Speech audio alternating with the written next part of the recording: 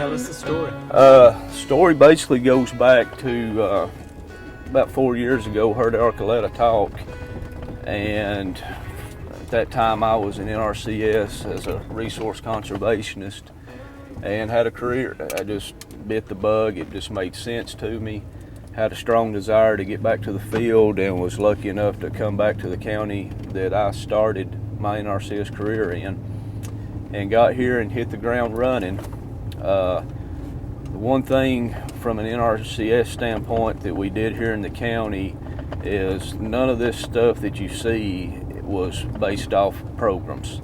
Now don't get me wrong, we are applying a lot of financial assistance across this county on soil health. However, it was all based off education, and we started off with an education platform that basically I led through the Soil Conservation District Board, got all the board members on cue, and then from that, instead of going straight to the farmers, went to the industry folks here, the seed reps, fertilizer companies, just everybody that was supplying agriculture, because the first thing that's going to happen when you go to somebody with a new ideal that they're not really sure about is they're going to go look for a second opinion. And if they go to an agronomist that they've worked with for 25 years and he's not on board with what I've got going on, I've just had a lost cause.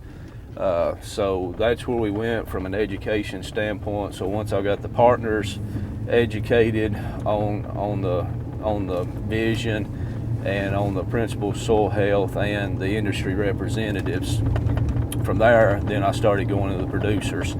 And we done it through small group meetings, tried to bring in the demographics, your small guys that are in a certain community versus, some of the bigger farmers that are in a certain community, because if I was to bring in the biggest row cropper in the county and then some guy that's farming 300 or 400 acres, well, the small guy's going to look and say, well, this is just for the big guy, and vice versa. The big guy say, well, I could do it on a small scale.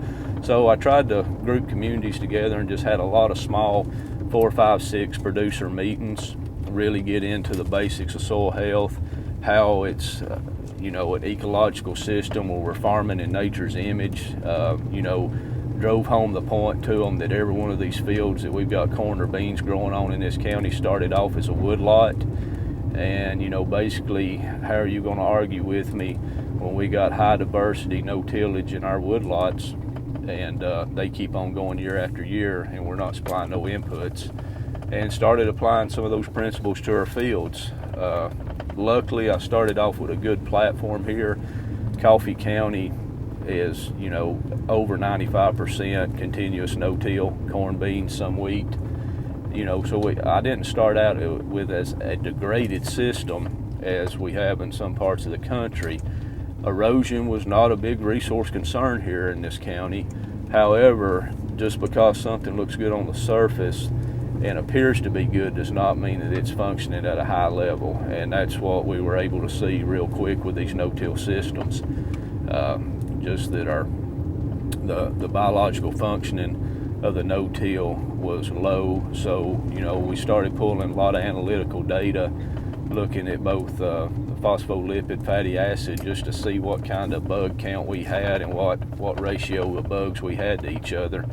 And, pretty baseline, it was pretty broad across, pretty, close across the board. And from 3 years later to pulling that same data, we're seeing some tremendous transformations, both biologically and productivity in our field. From the physical aspect, most of these long-term no-till fields were infiltrating water at 2 inches or less per hour, and then after 2 to 3 years of cover, it's not uncommon for us to exceed 10 inches per hour on our infiltration rates.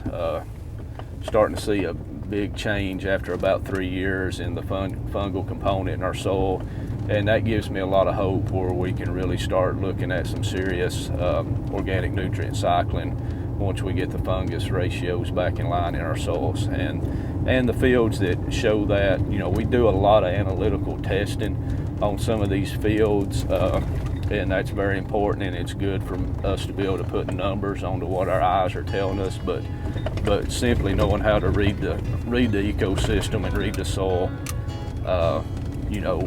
in lieu of analytical data. This soil is all the time speaking to us, and if we just learn how to listen to it, it'll tell us what we need to know.